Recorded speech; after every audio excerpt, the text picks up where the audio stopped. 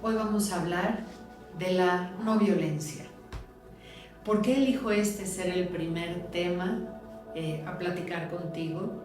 Porque creo que es la base de un cambio radical.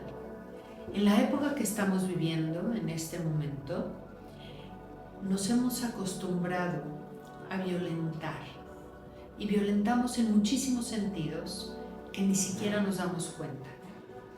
Afuera, en las pantallas, en nuestras comunidades, en diferentes lugares de nuestro país y de otros países, están ocurriendo actos atroces de privación de los derechos humanos, de la libertad, para niños, adultos, personas de edad avanzada. La violencia se ha normalizado. Los niños tienen su retina acostumbrada a ver cuerpos sangrando o descuartizándose, a escuchar cosas como desaparecido, secuestrado, muerto, asesinado. Y esto hoy es la orden del día. No importa en dónde estamos viviendo, estamos en contacto con diferentes tipos de violencia extrema. Y lo crítico no es la violencia por sí sola, porque de alguna manera somos animales, somos mamíferos y hay un instinto de supervivencia y va a haber diferentes situaciones o contextos en donde vamos a experimentar quizás violencia. Un huracán, un terremoto, la explosión de un volcán, un animal teniendo que matar a otro para comerse, son actos aparentemente violentos que crean caos. Y de alguna manera nosotros como humanidad hemos trasladado ese instinto de supervivencia y lo hemos llevado al extremo, en donde no matamos para sobrevivir a nivel físico para poder comer, pero sí lo hacemos para sobrevivir a nivel espiritual, emocional y mental. Y lo hemos normalizado.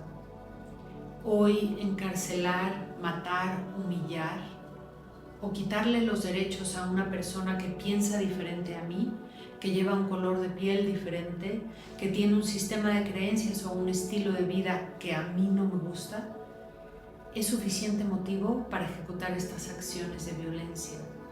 Y esto lo hemos normalizado. Llevamos siglos declarando la guerra en nombre de dioses, de creencias, matándonos unos a otros, quitándonos nuestro derecho de vivir de respeto, de integridad, porque no me gusta cómo piensa la otra persona, porque yo quiero lo que esa persona tiene.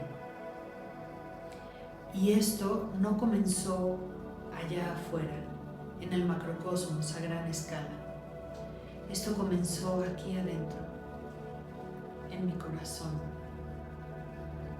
el día que se asentó el miedo como un motivador de vida. En el momento en el que yo abro los ojos en la mañana y decido realizar mis actividades a partir del miedo, ese día este veneno se comenzó a filtrar en nuestra sangre y poco a poco comencé a mover mi línea de ética, de moral, de valores. Y empecé a justificar, quitarle a otras personas lo suyo, humillar, juzgar, criticar e inclusive privar de la libertad y en casos extremos quitarle la vida a otra persona. Pero la raíz, en el fondo, el miedo. Yo tengo miedo de vivir, de la vida, de la carencia, de que a mí me quiten, de que a mí me maten. Y el miedo instala un error de percepción, en donde yo estoy aquí, tú estás enfrente de mí, tú estás separado de mí y por lo tanto eres un adversario. Y comienzo a ver toda la realidad como un ataque, como si fuera algo que está puesto de manera perfecta para destruirme, para privarme a mí de mi estabilidad y de mi felicidad. Y de esa manera mis ojos son cubiertos por un velo y un filtro, en donde lo único que existe es la amenaza. Y tú te conviertes en esa amenaza, la vida se convierte en esa amenaza. ¿Qué hay detrás de ese miedo? ¿Cómo se instala el miedo en nosotros? ¿Por qué se convierte en un motivador? Se instala en el momento que nos olvidamos de dónde venimos y a dónde vamos. En el momento en el que yo me olvido de mi verdadera naturaleza. Se instala en el momento en el que me olvido de mi mortalidad. El día que despierta en mí el miedo a la muerte, a la enfermedad, al dolor, ese día me desconecto de la única certeza que está conmigo desde mi primera respiración, que es todo es temporal y todo cambia. Desde el primer día que yo existo, comienzo un caminar y una secuencia de respiraciones que me van a conducir a mi final, a mi muerte. Las culturas ancestrales, los pueblos originarios, los maestros y los místicos mantenían esto como el eje rector. Lo primero que un ser humano tenía que recordar en el momento de cobrar conciencia es que era temporal, que iba a morir y que esa era la única certeza de vida. Y cuando yo anclo esto al centro, todo comienza a cobrar perspectiva. El propósito de la vida cambia. Y cuando yo puedo entender mi mortalidad, puedo traer el antídoto al miedo, que es la sabiduría. La sabiduría de entender los fundamentales de la realidad.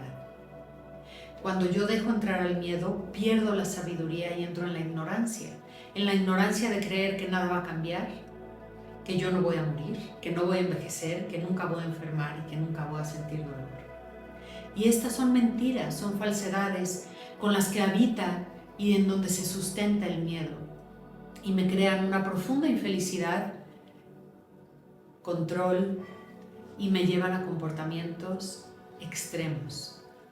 Y cuando tenemos esta base de miedo y error en los fundamentales de la realidad temporal, entonces encuentro justificación para la violencia, porque como buen mamífero tengo un instinto de supervivencia muy bien puesto. Pero si mi base es el miedo, todo se vuelve una amenaza a mi integridad y a mi ser. Y entonces aprendo los mecanismos no solo de la violencia física, pero mecanismos mucho más sofisticados. Violencia mental, emocional e inclusive espiritual. Amenazarte con la condena si no cumples con ciertas reglas, con la excomunión o con el no pertenecer, ¿sí? Si no cumples con ciertas reglas espirituales, es terrorismo espiritual, es miedo y control lo que hay detrás de eso.